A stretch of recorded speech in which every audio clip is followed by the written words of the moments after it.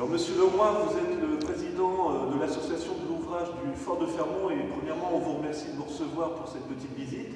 On va déjà vous demander quelle est l'origine du fort, s'il vous plaît. L'origine du fort, bien sûr, ça a été décidé par le ministre André Maginot, qui, suite à la boucherie de la guerre de 14-18, avait décidé de protéger les hommes. Donc c'est pour ça que le fort de Fermont, par décision ministérielle, a été construit. Il y a toute une ligne, la ligne Maginot, qui va de Dunkerque jusque sur la Côte d'Azur, a été construit de 1931 à 1936. Là, nous sommes à l'intérieur, à l'entrée du fort, à l'entrée des munitions. Donc, vous pouvez nous dire combien d'hommes étaient à l'intérieur, par exemple? Le fort était prévu pour 600 personnes, et pour une autonomie de 3 mois.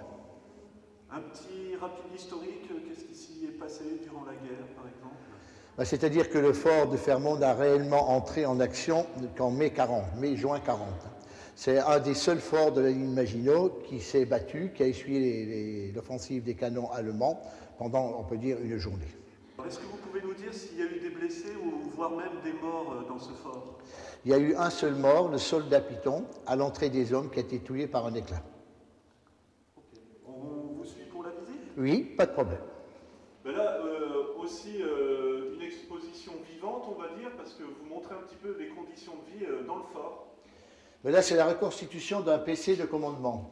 Donc, avec tout le téléphone, toute la téléphonie, les transmetteurs d'ordre qu'on va voir quand on va passer sur l'autre partie, là, c'était véritablement le PC de commandement.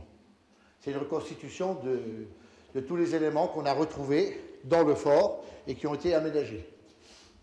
Donc, les ordres de tir étaient donnés à partir de ces PC, et ce qu'on voit au mur, ça s'appelle un transmetteur d'ordre, c'est-à-dire quand on a les angles de tir, qui était transmis au bloc 4. Mais tout le système de fonctionnement, tout est électrique. Et à partir de là, le nombre de coups, le point de chute, enfin tout, l'inclinaison, tout était donné à partir des postes de commandement. Donc les plans de tir arrivaient du PC et étaient retransmis par le transmetteur d'ordre que l'on voit sur la partie gauche du mur. Ce transmetteur d'ordre était relié au bloc 4 et à tous les blocs, ce qui affichait donc, eux, la distance, les angles de tir et les cadences. Cette fois, Gilbert, on se trouve où? Alors, nous nous trouvons au bloc 4, là, devant une tourelle de 75, équipée avec tous les mannequins, c'est-à-dire reconstituée comme elle était à l'époque. Là aussi, un long travail de recherche ou de réflexion? Un long travail de recherche, de réflexion et aussi d'archives, parce qu'il fallait quand même reconstituer, disons, remettre les éléments à leur place, savoir comment les soldats étaient habillés et savoir comment ils fonctionnaient. Là, nous avons le transmetteur d'ordre, ce que j'ai expliqué tout à l'heure, qui venait du poste de commandement, et c'était d'après ce transmetteur d'ordre que les angles de tir, les coups et tout, les ordres étaient donnés, étaient retransmis. Donc là, on voit bien ce que j'ai parlé tout à l'heure, les fameux palans qui amenaient le casier à munitions, avec les obus de 75 pour charger le canon. Donc au bloc 4, il y a combien de canons? 3 canons.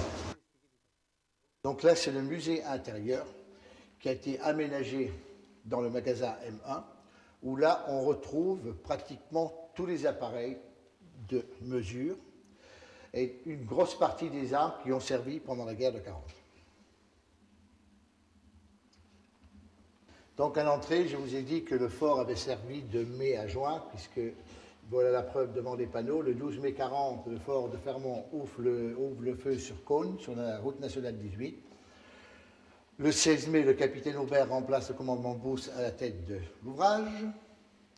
19 mai 40, chute du poste de la Ferté du Nord au nord de Fermont et de ses 107 défenseurs périssent asphyxiés. Le 15 juin 40, suite au retrait des troupes d'intervalle, Fermont est encerclé. Et à ce moment-là, les Allemands donc, font une percée dans la Sarre et sur le Rhin.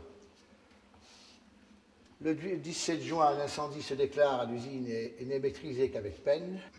Le même jour, un canon de 88 flaques embossé à 3 km sur l'arrière de l'ouvrage réussit, après 4 heures de tir, à percer la face arrière du bloc 4 sans conséquence heureuse. C'est-à-dire qu'au dernier obus, il y avait tellement de poussière qu'ils n'ont pas vu qu'ils avaient percé. Et déjà, tous les artilleurs étaient redescendus, se mettent à l'abri. Et à ce moment-là, ils ont eu le temps de reboucher, et la même nuit, ils ont mis des postes de blindage, du ciment et tout, et personne n'a rien vu. S'ils avaient tiré un obus de plus, à mon avis, c'était la catastrophe, puisqu'il y avait toutes les munitions dans le bloc à côté de l'endroit où ça a été percé. On peut dire quand même que c'était un endroit stratégique, puisqu'il a été quand même pas mal visé par les Allemands. Ben, c'est quand même un des seuls forts, sans être vaniteux, c'est quand même un des seuls forts de l'île Maginot qui a tiré, qui a servi à quelque chose. Alors le 21 juin, après 4 heures de combat acharné, bien sûr, la force reste aux défenseurs et Fermont a résisté. On peut voir que vous avez des photos d'époque aussi, c'est impressionnant. Tout ce qu'il y a là est absolument d'époque. Il n'y a aucune tricherie, tout a été récupéré. Bon, il faut quand même que j'en parle, puisqu'on a quand même un historien, M. Jean-Yves Marie, qui a déjà écrit 3 ouvrages et qui est en train d'écrire le 4e. Et réellement, c'est un historien magnifique. Et on peut l'écouter pendant des heures. Et donc, il a récupéré une grosse partie du matériel. Et puis après, ce sont des échanges entre musées et des récupérations. Mais il fallait d'abord retrouver, déjà savoir, il a fait toute l'étude, savoir tous les armes qui avaient servi dans Fermont et à Fermont. Mais là, ce sont des photos avec le capitaine Aubert et avec les Allemands au moment de la reddition. Parce que le fort de Fermont ne s'est pas rendu, on a obligé le fort de Fermont à déposer des armes. C'est toute la nuance. Les gens sont sortis, ils voulaient résister, mais bon, les ordres sont des ordres, et ils ont défilé devant une colonne allemande qui était l'arme au pied et qui les regardait passer. Cette fois, nous nous trouvons où, s'il vous plaît? Là, nous sommes devant l'ascenseur. Il y a 2 ascenseurs. Ça, c'est l'ascenseur le plus petit. Et nous avons à côté l'ascenseur des munitions, où on pouvait mettre à l'intérieur un poids de 5 tonnes, c'est-à-dire descendre un locotracteur et descendre les munitions. Donc c'est quelque chose qui était vraiment réfléchi, c'était un fort qui était vraiment réfléchi pour le... Ah oui, c'est un fort qui a été étudié. Bon, nous allons quand même descendre à 30 mètres sous terre. Et pour moi, le fort de Fermont, c'est une ville souterraine, c'est comme un sous-marin. D'ailleurs, on dénomme le personnel, les militaires qui étaient à l'intérieur du fort, on les appelait les membres d'équipage. Et on peut dire que ça fonctionnait aussi comme un sous-marin, puisqu'il y avait une légère surpression. On passera peut-être devant les filtres et tout. Il y avait une légère surpression qui maintenait le fort donc hors danger pour le gaz. C'est-à-dire que les gaz ne pouvaient pas rentrer à l'intérieur du fort. Donc là, c'est le gros ascenseur que j'ai dit tout à l'heure. Il peut porter des charges de 5 tonnes. Et vous voyez bien qu'il y a aussi des rails à l'intérieur de l'ascenseur, ce qui permettait d'amener les munitions et les locaux par ces rails.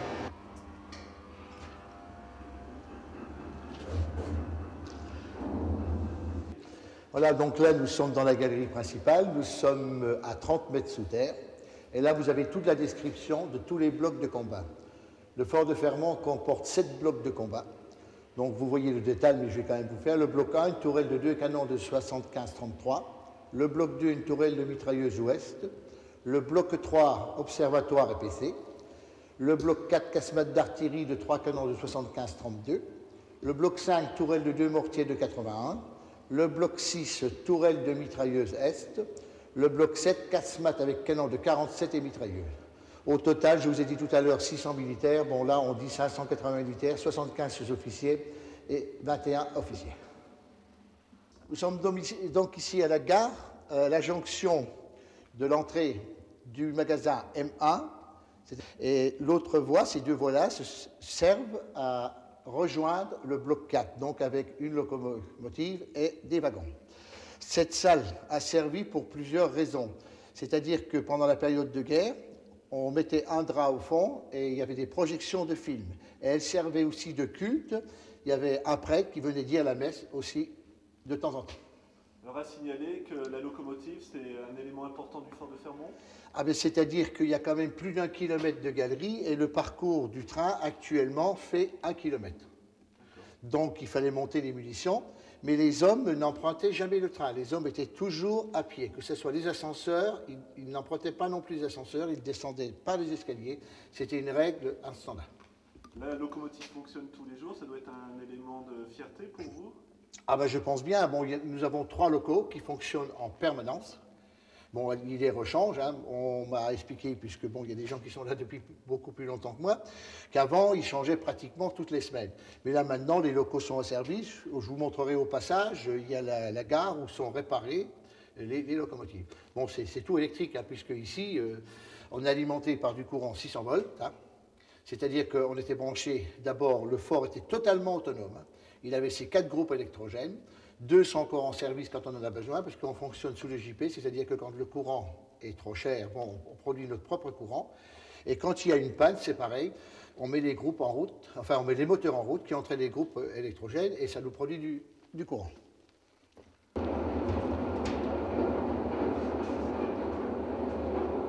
On se trouve sur quoi là? On se trouve sur le train qui va nous emmener jusqu'au bloc 4. D'accord. Il y a combien de distance à peu près? 1 kilomètre. 1 kilomètre. Et ce sont les bénévoles qui l'ont remis en fonction? Qui l'ont remis en état et qui l'entretiennent. Il y a quand même beaucoup d'entretien.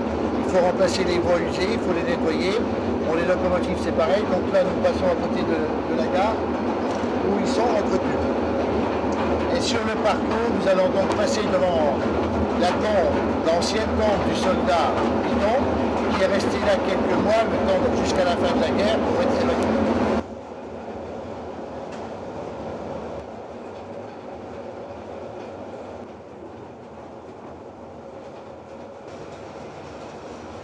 Alors Monsieur Pett, vous êtes le conducteur du train du Fort de Fermont. Vous pouvez nous dire un petit peu comment ça se conduit justement? Eh ben, c'est très simple à conduire. On a une manette, disons, qui fait la vitesse d'avancement. Après, on a un freinage qui est freinage électrique, un freinage mécanique. Là, on a une autre manette qu'on inverse le sens de marche, soit marche avant, soit marche arrière. Et on a l'inversion des perches électriques, parce qu'on prend, disons, on a 2 perches pour prendre le courant. Ah, on les voit. Ce n'est pas une question, on peut fonctionner avec la perche dans n'importe quel sens, soit marche avant, marche arrière. C'est qu'une question, disons, d'effacement, si on butait, disons, dans la voûte, que l'on met la perche, disons, spéciale pour descendre ou pour monter. D'accord. Voilà, autrement, il n'y a rien de spécial à conduire. Et comment vous avez appris? Parce qu'on imagine qu'il n'y avait pas de notice ou de choses comme ça, donc... Eh bien, disons que c'est une personne qui conduisait déjà le train, qui m'a montré le fonctionnement de tous les manettes, le fonctionnement du train, et puis, bon, je suis venu quelques fois en doublure. La première fois, je suis venu, disons, la première fois, c'est le fonctionnement, et après, ben, disons qu'on m'a appris à conduire le train, et surtout, disons, à ne pas trop secouer les visiteurs qui sont quand même sur le train. Est-ce que vous pouvez aller plus vite que ce qu'on vient de faire? Non, on ne peut pas aller plus vite. Hein. En principe, la vitesse moyenne maximum, elle est de 7 km/h à peu près. Juste une petite précision, on peut voir quand même que le signalement et tout ça a été aussi restauré. Il y a les feux rouges et sens de direction, quoi, en fait. Ouais. Donc les phares sont d'origine. Il n'y a qu'une chose, c'est les feux rouges qui ont été ajoutés. C'est une question de visibilité, qu'on puisse repérer s'il y a quelqu'un dans les galeries, éventuellement, quand il y a des travaux, qu'on puisse repérer le train. Autrement, les phares sont d'origine. Alors comme vous le précisiez, c'est pour les visiteurs avant tout, mais est-ce que ça vous aide aussi pour quand vous faites des travaux de réfection, par exemple, à amener du matériel, des choses Au niveau de feu rouge? Ouais, non, carrément la locomotive, quoi. La locomotive, oui, elle nous sert aussi, disons, quand on monte du matériel, quand on va le chercher dans les blocs tout en haut, qu'on redescend en bas. On stocke quand même pas mal de matériel, et aussi ça nous sert de temps en temps, c'est lorsqu'on fait le nettoyage des égouts. On passe le furet dans les égouts, qui sont quand même assez longs, et on met une locomotive en avant et une locomotive en arrière pour retirer le furet. D'accord. Donc toujours utile, toujours en fonction, c'est quand même impressionnant, vous devez être fier de... Les machines sont d'époque, et tous les ans, ben, on remet en état, disons, on nettoie, et on fait le graissage, les niveaux d'huile, les contacteurs, les balais sur le moteur électrique, et on fait un petit contrôle quand même de façon à ce que la machine soit toujours en fonction. Tout le long de la galerie de la locomotive, c'est un petit peu étonnant comme façon de dire, mais c'est comme ça. Qu'est-ce qu'on peut voir là, par exemple, ces sortes d'étagères en béton? Là, ce sont des supports qui ont 2 fonctions. La première fonction, ce que vous voyez, c'était de supporter les câbles. Et la deuxième fonction, de les protéger au cas où les wagons ou une loco déraillerait. Ils venaient glisser le long de ces parties en béton, voilà, de ces supports en béton. Donc toujours vraiment... à la sécurité. Oui, je vous dis franchement, de ma façon, on n'a rien inventé. Je pense que, à 70 ans, même plus, ils étaient largement aussi en avance qu'aujourd'hui, avec moins de matériel. Alors Gilbert, là, le reflet qu'on voit, il est à combien de profondeur? Normalement, 61 mètres, c'était le puits qui servait à alimenter en eau potable tout le fort. Alors là, les soldats, ils descendaient dans le noir complètement ou... Non, ils s'éclairaient quand même, ils descendaient juste pour faire l'entretien, c'est tout. Donc le puits servait à alimenter la citerne de 45 000 litres que tu vois en face de nous. C'est impressionnant quand même, parce qu'on revient toujours à l'idée qu'il fallait faire des plans pour savoir amener une citerne, la couvrir, enfin c'est... Donc ça, les citernes étaient soudées sur place, étaient construites sur place. Et là on commence, on est devant la salle d'opération du médecin-major, le capitaine Leduc, un ancien docteur qui a terminé sa carrière comme docteur à Longuillon. Donc confort très rudimentaire, il fallait vraiment avoir faim. Enfin, il paraît que le casse-croûte était bon. Donc là, 30 hommes pouvaient y dormir. Ce sont des lits à 3 étages, avec des séparations en tôle. Ah, c'était vraiment très rudimentaire. Bon, tout ça, c'est véritablement dans son jus. Il y a eu de transformé. Donc là, c'est le foyer du soldat. Tous les fresques qu'il y a au mur ont été dessinées et peints par des soldats. Mais pour en savoir plus, il faudra venir visiter. Alors là, c'est un endroit où on préférait pas y aller plutôt, non? Ah là, oui, on ne venait pas. C'était la prison, à mon avis, il valait mieux pas y dormir. C'était vraiment plus que rudimentaire. Oui, c'était la chambre du capitaine Aubert, enfin, qui a tous les commandants du fort. C'est pareil, rudimentaire. En plus que rudimentaire. Un lavabo, enfin, à part qu'il dormait seul. Mais un lavabo, une table, une chaîne, ça c'est pareil, c'est l'époque, c'est resté dans son jus.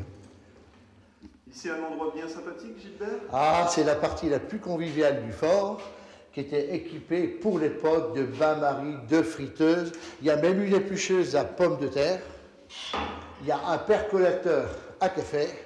Et tout ça a encore fonctionné, d'après Jacques Perrault, au début de l'association, tout fonctionnait encore. Et on a quand même l'idée un jour de refaire à manger, d'inviter les gens à venir manger et boire du vin dans les gamelles, dans les anciens cars et tout. Je ne sais pas si on y arrivera. Et le manger d'époque, je pense que ça serait pas mal. Alors, en bon français, les soldats, n'oubliez pas non plus quand même quelque chose de très spécifique qu'on est en train de découvrir. Ah oui, là c'était la cave à vin. Bon, on n'a pas retrouvé de mouton Rothschild, mais à mon avis c'était bien alimenté. Et le four à pain, aussi d'époque.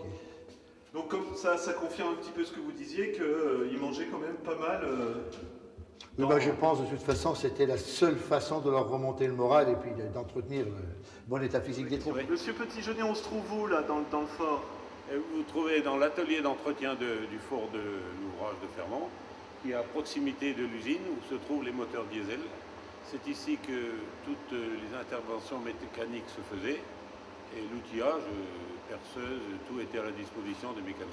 C'est vous maintenant qui vous occupez un petit peu des réparations dans cette pièce? Moi, parmi d'autres bénévoles, parce qu'on est quand même une vingtaine de bénévoles, anciens mécanos, anciens chauffeurs, tout le monde est dévoué à l'entretien du fort. Alors justement, en tant qu'ancien mécano, comment vous jugeriez l'équipement ici? Oh, il était très bon pour l'époque. Nous avons encore des machines-outils qui nous servent actuellement, telles que le tour, la perceuse. C'était valable, c'est du matériel valable. Ça vous a surpris justement de découvrir que ça fonctionnait encore comme ça? Ouais, quand je l'ai découvert en 1976, j'étais un peu étonné, mais maintenant, on est familier avec ce matériel et ça va très bien. Vous y descendez souvent dans ce... Dans ce fort, ouais. Ça fait 25 ans que je descends dans ce fort, à peu près une dizaine de fois par mois, à raison de 2-3 heures par heure.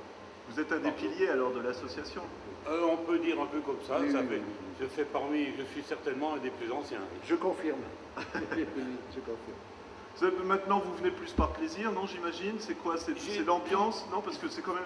C'est étonnant, c'est assez silencieux finalement. J'ai toujours bien aimé venir ici parce que c'est un ouvrage qui valait la peine d'être sauvé. Maintenant, il y a une camaraderie qui se crée entre tous les bénévoles. On est tous les amis de Fermont, entre même les guides, les caissiers. On forme une grande famille pour le fait. Alors, on se trouve devant quoi en fait? Alors là, vous vous trouvez à l'usine, toujours à l'usine, dans ce qu'on appelle l'usine, où il y a 4 moteurs diesel de 235 chevaux qui étaient prévus pour remplacer l'électricité du courant général. Il y avait toujours 2 moteurs qui devaient être en état pour le fonctionnement prêt à démarrer pour alimenter en électricité l'ouvrage. Justement, vous les avez essayés une fois pour voir? Non seulement essayés, mais ils servent actuellement. Il y a encore 2 qui sont opérationnels. Et en cas de panne ou de coupure intempestive, on met en route nos diesels pour faire fonctionner les ascenseurs et éclairer l'ouvrage. Alors justement, on a pu voir un panneau là derrière nous avec marqué cuve de gasoil. C'est combien la contenance? Alors là, il y avait une réserve de fuel environ de 3 mois de 180 000 litres de fuel. C'est sûr que là, il faut être quand même technicien, non? Parce que quand vous avez vu la bête comme ça devant vous, vous avez dit comment ça fonctionne ou vous saviez déjà un petit peu? Non, parce que bon, moi je suis issu quand même de la mécanique. On était mécano à la mine de bataille. C'est des moteurs de bateau? C'est des moteurs marins, oui.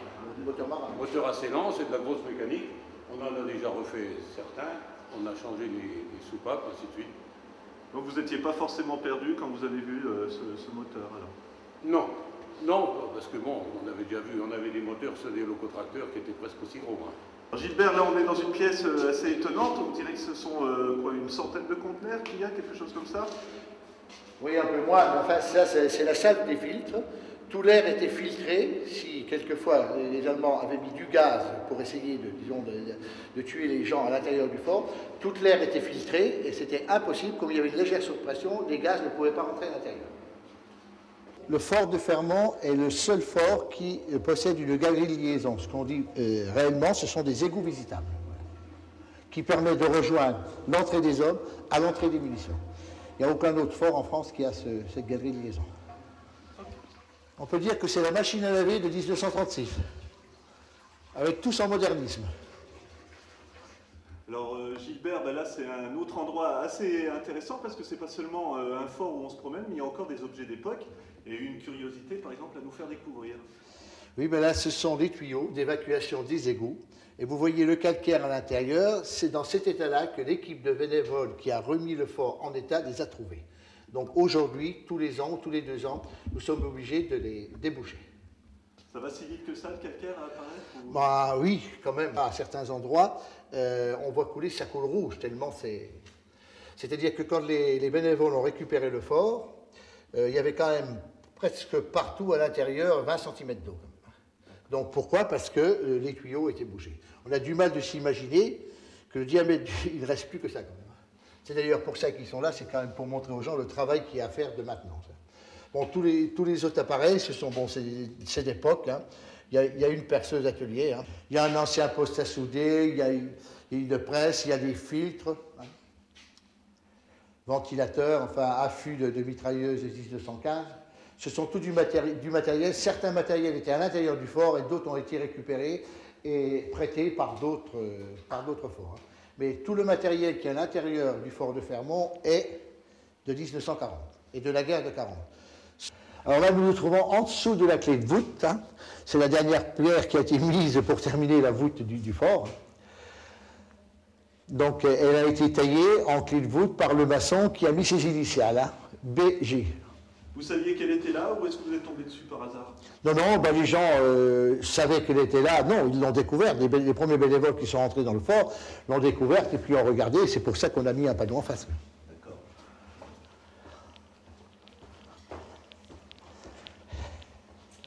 Alors Gilbert, bah, le fort de Fermont est devenu aussi un site célèbre au cinéma puisqu'on y a tourné.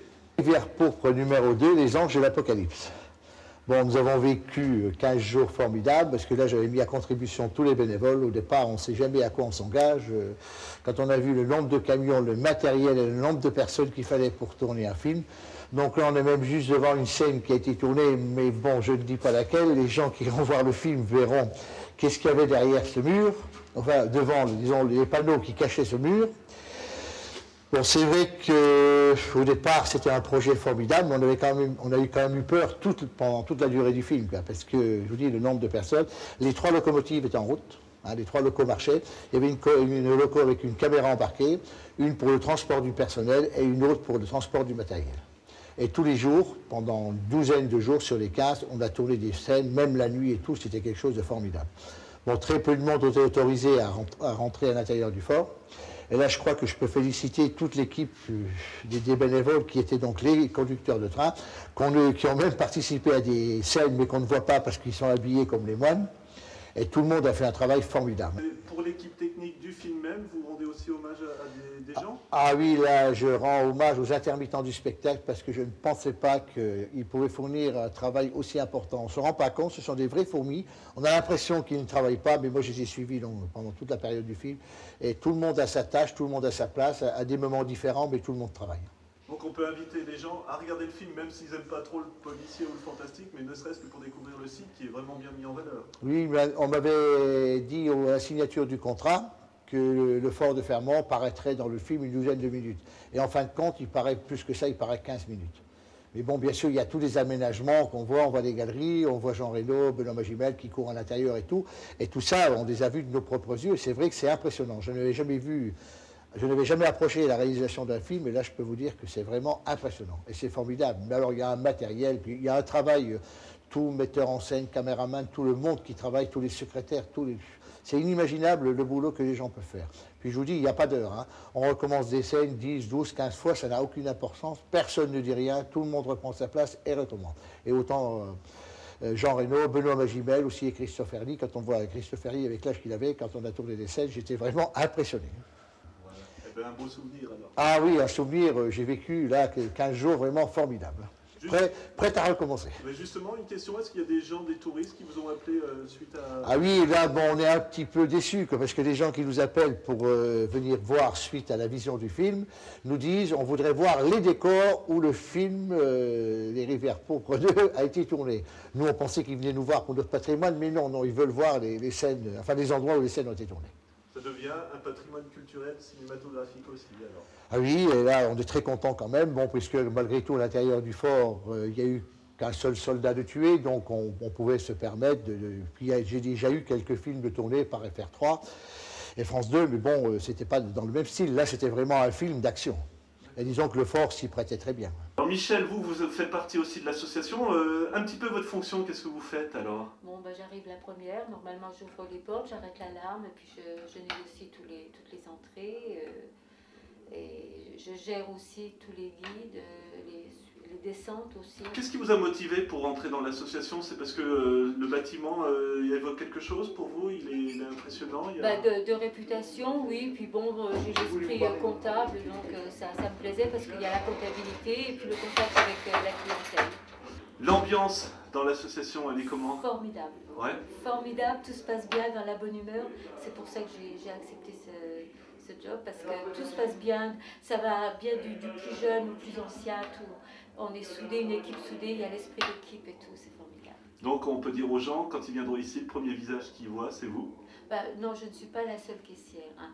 On est 3 caissières et un caissier. Non, je ne suis pas toute seule. On est en équipe, hein, de toute façon. Mais je pense qu'on a le même état d'esprit tous. Alors Gilbert, on tient à nouveau à vous remercier pour cette visite et il faut bien préciser quelque chose, c'est qu'on n'a pas tout vu. Ah non, de toute façon, on est très étonnés puisque dans la région, seulement 10% des gens sont venus visiter le fort de Fermont. Donc là, on a fait une visite succincte parce que je veux simplement mettre l'eau à la bouche des futurs visiteurs pour qu'ils viennent rendre visite au fort de Fermont. Et c'est vraiment, il faut vraiment préciser, c'est quelque chose à découvrir, c'est pas ennuyeux du tout. Non, il y a 2h30 de visite complète, et donc en toutes les langues, il suffit de le demander. Et il n'y a aucun problème, et les guides, ils sont géniaux, c'est pour ça que je veux encore les remercier. De toute façon, il suffirait de donner un coup de caméra sur le livre d'or, et on verrait que les gens sont très respectueux et remercient toujours les guides. Voilà. Dernière précision, comment on fait pour visiter un téléphone où il faut se rendre la réservation au bureau et puis aussi l'office de tourisme qui fait à peu près un quart des réservations. Comme je suis président des deux, ça arrange les choses. Donc une partie des réservations sont prises à l'office de tourisme puisque l'office de tourisme est de Longuillon. Il est ouvert tous les jours et le restant des réservations est pris au bureau. Le bureau est ouvert les lundis, mercredi après-midi et vendredi toute la journée. Et puis il y a un répondeur, donc s'il y a un message, on rappelle, il n'y a aucun problème. Et j'invite tout le monde à visiter le fort de Fermont, c'est formidable.